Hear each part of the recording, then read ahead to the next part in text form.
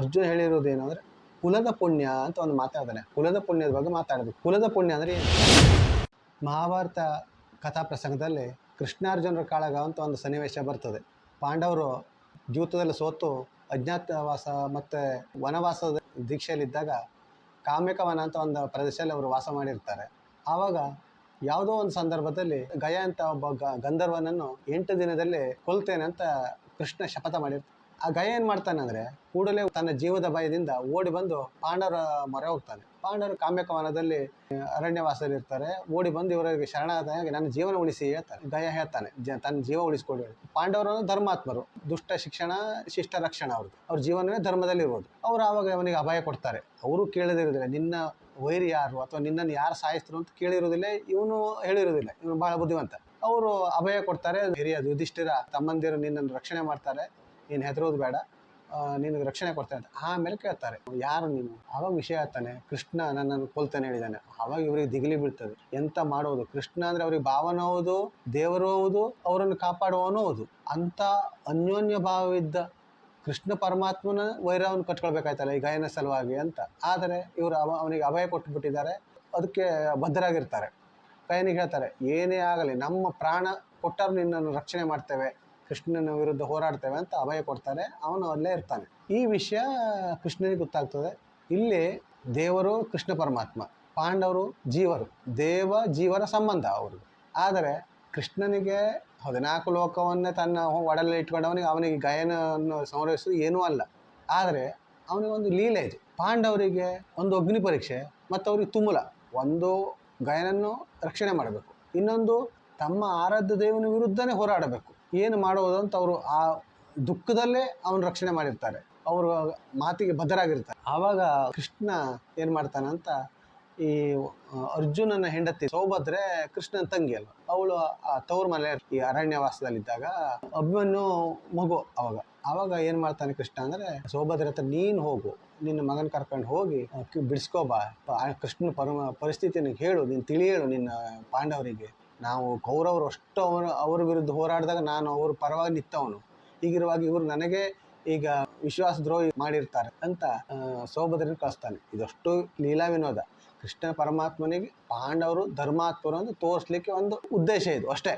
ಆದರೆ ಪಾಂಡವರು ಮನುಷ್ಯರಲ್ವ, ಅವರು ಹೆದರ್ತಾರೆ, ಇವು ಭಾಳ ದುಃಖದಲ್ಲಿರ್ತಾರೆ. ಸೌಭದ್ರೇನು ದುಃಖದಲ್ಲೇ ಬರ್ತದೆ. ಇಲ್ಲಿ ಬಂದು ಪಾಂಡವ್ರ ಹತ್ರ ಕೇಳ್ತಾಳೆ, ಹೀಗೀಗೆ ಪರಿಸ್ಥಿತಿ, ನಾನು ತವರು ಮಲ್ಲಿದ್ದೇನೆ. ಹೀಗೆ ಅರ್ಜುನ ಹತ್ರ ಪರಿಪರಿಯಾಗಿ ಕೇಳ್ತಾಳೆ, ಏನು ಮಾಡೋದು, ನೀವು ಕಳಿಸ್ಕೊಡಿ ಈಗ ಏನನ್ನ. ಅಲ್ಲದೆ ಇದ್ರೆ ಪಾಂಡವರಿಗೆ ಕೃಷ್ಣನೊಂದು ಯುದ್ಧ ಮಾಡಬೇಕಾದ್ರೆ ನಾನಿದ್ದ ತವರು ಮನೇಲಿ, ಕೌರವರ ವಿರುದ್ಧ ಹೋರಾಡಲಿಕ್ಕೆ ಅವನೇ ಬೇಕು, ನಮ್ಮ ಆರಾಧ್ಯ ದೈವ ಅವ, ನೀವು ವಿಶ್ವಾಸ ದ್ರೋಹ ಮಾಡ್ದಂಗೆ ಆಗ್ತದೆ ಎಲ್ಲ ಹೇಳ್ತದೆ. ಆಗ ಅರ್ಜುನ ಒಪ್ಪುದಿಲ್ಲ. ಹೌದು, ನನಗೆಲ್ಲ ಗೊತ್ತಾಗ್ತದೆ, ನಾವು ಅದರ ಬಗ್ಗೆ ಸಾಶಿ ದುಃಖದಲ್ಲಿದ್ದೇವೆ. ಆದರೆ ಅವನು ನಮ್ಮಲ್ಲೇ ಶರಣು ಬಂದಿದ್ದಾನೆ, ಅವನ ಜೀವ ರಕ್ಷಣೆ ಮಾಡೋದು ನಮ್ಮ ಕರ್ತವ್ಯ. ಅದಕ್ಕೆ ನಾವು ಕುರುವಂಶದವರು, ನಮ್ಮ ಮಾತು ತಪ್ಪು ನಡೆಯೋರಲ್ಲ. ಅದಕ್ಕೆ ನಾವು ಪ್ರಾಣಾರ್ಪಣೆ ಸಿದ್ಧರಿದ್ದೇವೆ. ಆದರೆ ಗಾಯನನ್ನು ಬಿಟ್ಕೊಡೋ ಮಾತೇ ಇಲ್ಲ ಅಂತ ಹೇಳ್ತಾನೆ. ಆಗ ಸೌಭದ್ರ ಹೇಳ್ತಾ, ಏನು ಮಾಡೋದು ಹಾಗಾದರೆ? ಈಗ ಕೃಷ್ಣನ ವಿರುದ್ಧ ಹೋರಾಡಿ ನೀವು ಗೆಲ್ಲಲಿಕ್ಕೆ ಆಗೋದಿಲ್ಲ. ನೀವು ಪ್ರಾಣಾರ್ಪಣೆ ಮಾಡಬೇಕಾಗ್ಬೋದು ಅಥವಾ ಪಾಂಡವರು ನಾಶ ಆಗ್ಬೋದು. ಇದು ದಾಯಾದಿ ಕೌರವರಿಗೆ ನೆಗೆಪಾಟ್ಲಿಗೆ ಈಡಾಗ್ತದೆ, ಕೃಷ್ಣನಿಗೂ ಅವಮಾನ. ಈಗ ನೀವು ಯುದ್ಧದಲ್ಲಿ ಸೋತಿ ಪಡೆದ್ರೆ ನಾನು ಏನು ಮಾಡಬೇಕು, ಚಿಕ್ಕ ಅಭಿಮನ್ಯು ಹೇಳಿ ಅಳ್ತಾಳೆ. ಆವಾಗ ಅರ್ಜುನ್ ಒಂದು ಮಾತಾಡ್ತಾನೆ, ಎಲ್ಲದಕ್ಕೂ ನಮ್ಮ ಕುಲದ ಪುಣ್ಯ ಉತ್ತರ ಕೊಡ್ತದೆ, ಅದನ್ನು ಕೇಳು ನೀನು ಹೇಳಿ ಅವಳ ಹತ್ರ ಮಾತುಕತೆ ಮುಗಿಸ್ತಾನೆ. ಅವಳು ಹಾಗೆ ವಾಪಸ್ಸು ಕೃಷ್ಣನಿದ್ದಲ್ಲಿ ಹೋಗ್ತಾಳೆ. ನಾನು ಇಲ್ಲಿ ಹೇಳ್ತಿರೋದು ಗಾಯನ ರಕ್ಷಣೆ ಬಗ್ಗೆ ಅಲ್ಲ, ಕೃಷ್ಣ ಮತ್ತು ಅರ್ಜುನರ ವಿರುದ್ಧವಾಗಿ ಯುದ್ಧದ ಸನ್ನಿವೇಶದ ಬಗ್ಗೆ ಅಲ್ಲ. ಅರ್ಜುನ ಹೇಳಿರೋದು ಏನಂದ್ರೆ ಕುಲದ ಪುಣ್ಯ ಅಂತ ಒಂದು ಮಾತಾಡ್ತಾನೆ. ಕುಲದ ಪುಣ್ಯದ ಬಗ್ಗೆ ಮಾತಾಡಬೇಕು. ಕುಲದ ಪುಣ್ಯ ಅಂದರೆ ಏನು? ನಾವು ಸಂಸಾರಿಗಳು, ಹೆಸರಾಗಲಿ ಗಂಡಸರಾಗಲಿ ಮದುವೆ ಆಗ್ತಾರೆ, ಸಂಸಾರ ಆರಂಭ ಆಗ್ತದೆ, ಮಕ್ಕಳು ಹುಡ್ತಾರೆ, ಮೊಮ್ಮಕ್ಕಳು ಹುಡ್ತಾರೆ, ಹೀಗೆ ನಮ್ಮ ಕುಟುಂಬ ಬೆಳೀತದೆ. ಹಾಗೆ ನಮ್ಮ ಅಜ್ಜ ಮುತ್ತಜ್ಜ ಮುತ್ತಾತರು ಸಂಸಾರ ಬೆಳೆಸಿ ನಾವು ಹುಟ್ಟಿದ್ದು. ಅವರು ಏನು ದುಡ್ದಿಟ್ಟಿದ್ದಾರೋ ಅದನ್ನು ನಾವು ತಿಂದ್ಕೊಂಡು ನಾವು ನಮ್ಮ ಮಕ್ಕಳಿಗೆ ನಮ್ಮ ಮೊಮ್ಮಕ್ಕಳಿಗೆ ಬೇಕಾ ನಾವು ದುಡಿತಾ ಇದ್ದೇವೆ. ಹೀಗೆ ಸಂಸಾರ ಕುಟುಂಬ ನಡೀತದೆ. ಆದರೆ ಕುಟುಂಬದೊಂದಿಗೆ ಕುಲದ ಪುಣ್ಯ ಅಂತ ಒಂದಿರ್ತದೆ. ಅಂದರೆ ಏನು? ನಾವು ನಮ್ಮ ಮಕ್ಕಳಿಗೋ ನಮ್ಮ ಮೊಮ್ಮಕ್ಕಳಿಗೋ ಅಂತ ದುಡಿಯುವ ರೀತಿ ಮುಖ್ಯವಾಗ್ತದೆ. ಯಾವ ರೀತಿಯಲ್ಲಿ ದುಡಿತೀನಿ ನೀನು? ಅನ್ಯಾಯ, ದಬ್ಬಾಳಿಕೆ, ಕೊಲೆ, ಸುಲಿಗೆ, ಶೋಷಣೆ, ಲಪಟಾಯಿಸುವುದು, ದ್ರೋಹ, ಸಂಘ ಸಂಸ್ಥೆ ದುಡ್ಡು ತಿನ್ನುವುದು, ದೇವಸ್ಥಾನ ದುಡ್ಡು ತಿನ್ನುವುದು, ಇದೆಲ್ಲ ಮಾಡಿ ಗಳಿಸಿದ ಆಸ್ತಿ ಅದು ಪಾಪದ ಆಸ್ತಿ ಆಗಿರ್ತದೆ. ಅವನಿಗೆ ಆ ಕಾಲದಲ್ಲಿ ಅವನಿಗೆ ದುಡ್ಡು ಸಿಗ್ತದೆ ಬಿಟ್ಟರೆ ಅವನಿಂದ ಮುಂದೆ ಅವನ ಮಕ್ಕಳು ಮೊಮ್ಮಕ್ಕಳ ಕಾಲದಲ್ಲಿ ಆ ದುಡ್ಡು ನಾಶವಾಗ್ತದೆ ಬಿಟ್ಟರೆ ಅವನ ಉದ್ದೇಶ ಈಡೇರುವುದಿಲ್ಲ. ಅದು ಅವನ ಕುಲದಲ್ಲಿ ಅವನ ವೈಯಕ್ತಿಕವಾಗಿ ಅವನಿಗೆ ಪಾಪ ಕೆಲಸದೊಂದಿಗೆ ಅವನ ಇಹ ಮತ್ತು ಪರದಲ್ಲಿ ಅವನಿಗೆ ಅದು ಬರ್ತದೆ, ಯಾವುದು ಅವನು ಮಾಡಿದ ಪಾಪ. ಹಾಗೆಯೇ ಅವನು ಯಾವ ಕುಟುಂಬಕ್ಕಾಗಿ ತಾನು ಈ ಕೆಲಸವನ್ನು ಮಾಡಿದನೋ ಆ ಕುಟುಂಬದಲ್ಲಿ ಒಂದು ರೀತಿ ಪಾಪದ ಚೀಲವಾಗಿ ಅವನಿಗೆ ಕಾಡ್ತದೆ ಮತ್ತು ಆ ಮುಂದಿನ ಅವನ ಕುಟುಂಬ ಕಷ್ಟ ಅನುಭವಿಸ್ಬೇಕಾಗ್ತದೆ. ಒಂದು ಮನುಷ್ಯ ಜೀವನದಲ್ಲಿ ಎಷ್ಟೇ ದುಡ್ಡು ಗಳಿಸಬಹುದು, ಇಡೀ ಪ್ರಪಂಚದ ಆಸ್ತಿ ಅವನದಾಗಿರ್ಬೋದು, ಆದರೆ ಅವನು ಈ ದೇಹವನ್ನು ಬಿಟ್ಟಾಗ ಅವನೊಡನೆ ಬರುವುದು ಯಾವುದು?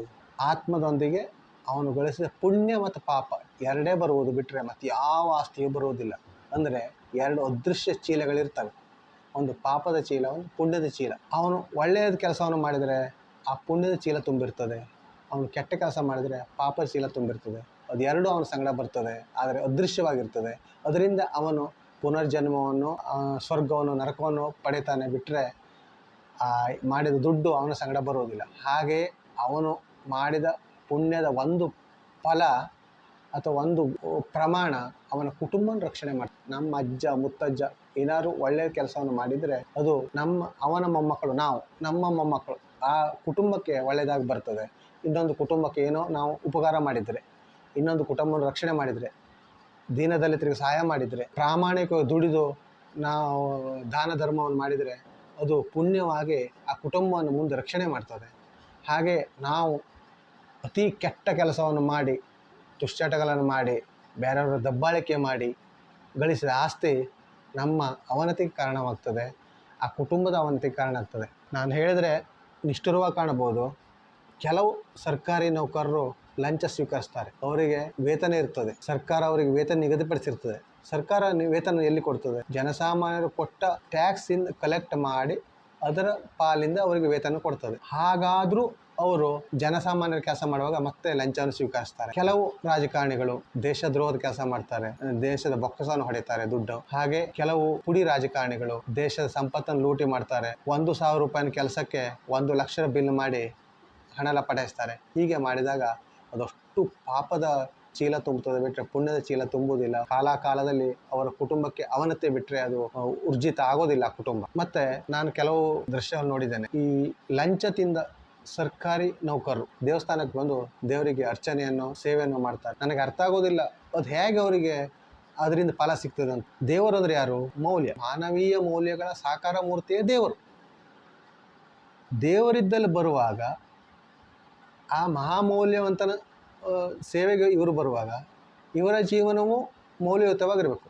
ಇವರ ಜೀವನ ಅಪಮೌಲ್ಯಯುತವಾಗಿರ್ತದೆ. ಆ ಅಪಮೌಲ್ಯಯುತವಾದ ಇವರ ಸೇವೆ ಆ ದೇವರು ಹೇಗೆ ತಗೊಳ್ತಾನೆ? ದೇವರು ತಗೊಂಡು ಇವರಿಗೆ ಒಳ್ಳೆಯದು ಮಾಡೋದಿದ್ರೆ ದೇವರಲ್ಲಿ ದೈವತ್ವ ಹೇಗಿರ್ತದೆ? ದೇವರಿದ್ದಲ್ಲಿ ಬರುವಾಗ ಆ ಮಹಾಮೌಲ್ಯವಂತನ ಸೇವೆಗೆ ಇವರು ಬರುವಾಗ ಇವರ ಜೀವನವೂ ಮೌಲ್ಯಯುತವಾಗಿರಬೇಕು. ಇವರ ಜೀವನ ಅಪಮೌಲ್ಯಯುತವಾಗಿರ್ತದೆ. ಅಪಮೌಲ್ಯಯುತವಾದ ಇವರ ಸೇವೆ ಆ ದೇವರು ಹೇಗೆ ತಗೊಳ್ತಾನೆ? ದೇವರು ತಗೊಂಡು ಇವರಿಗೆ ಒಳ್ಳೆಯದು ಮಾಡೋದಿದ್ರೆ ದೇವರಲ್ಲಿ ದೈವತ್ವ ಹೇಗಿರ್ತದೆ? ಹಾಗಾಗಿ ನನ್ನ ಎಣಿಕೆ ಪ್ರಕಾರ ಸರ್ಕಾರಿ ನೌಕರರಾಗಲಿ, ರಾಜಕಾರಣಿಗಳಾಗಲಿ, ಗುತ್ತಿಗೆದಾರರಾಗಲಿ ಇಂಥವರು ದೇಶದ ಜನರ ಸಾಮಾನ್ಯರ ದುಡ್ಡನ್ನು ಲೂಟಿ ಮಾಡಿ ಗಳಿಸಿದ ಹಣ ಅದು ನಿಷ್ಪ್ರಯೋಜಕ ಮತ್ತು ಯಾವ ದೇವರು ಅವರನ್ನು, ಅವರ ಕುಟುಂಬವನ್ನು ಸುಖದಿಂದ ಇಡಲಿಕ್ಕೆ ಕೊಡುವುದಿಲ್ಲ. ಪಾಪದ ಚೀಲವೇ ಅವರು ತುಂಬುತ್ತದೆ ಬಿಟ್ಟರೆ ಪುಣ್ಯದ ಚೀಲ ತುಂಬುವುದಿಲ್ಲ. ಹಾಗಾಗಿ ಮನುಷ್ಯರಾದ ನಾವು ಸತ್ಯ, ಶಾಂತಿ, ಅಹಿಂಸೆ, ಪರೋಪಕಾರ, ಸಹಿಷ್ಣುತೆ ಎಲ್ಲವನ್ನು ಬೆಳೆಸ್ಕೊಂಡು ಸಜ್ಜನರಾಗಿ ಪ್ರಾಮಾಣಿಕವಾಗಿ ದುಡಿದು ನಾವು ನಮ್ಮ ಕುಟುಂಬವನ್ನು ರಕ್ಷಣೆ ಮಾಡಬೇಕು. ಹಾಗೆ ಅದರಲ್ಲಿ ಒಂದು ಪಾಲನ್ನು ದಾನ ಧರ್ಮ ಮಾಡಿ ಹಿಂದೆ ಅದೃಶ್ಯ ಪುಣ್ಯದ ಚೀಲವನ್ನೇ ತುಂಬಿಕೊಳ್ಳಬೇಕು ಬಿಟ್ಟರೆ ಪಾಪದ ಚೀಲವನ್ನು ತುಂಬಿಕೊಳ್ಳಬಾರದು. ಸರ್ವೇ ಜನ ಸುಖಿನೋ ಭವಂತು, ಸರ್ವೇ ಸಂತು ನಿರಾಮಯ, ಸರ್ವೇ ಭದ್ರಾಣಿ ಪಶ್ಯಂತು, ಮಾ ಕಶ್ಚಿತ್ ದುರ್ಗಭಾರವೇ ಅಂತ ಇಡೀ ಪ್ರಪಂಚ ಸುಖವಾಗಿರಲಿ, ವಸುದೈವ ಕುಟುಂಬಕಂ ಹೇಳಿ ನನ್ನ ಮಾತನ್ನು ಮುಗಿಸ್ತೇನೆ. ನಮಸ್ಕಾರ.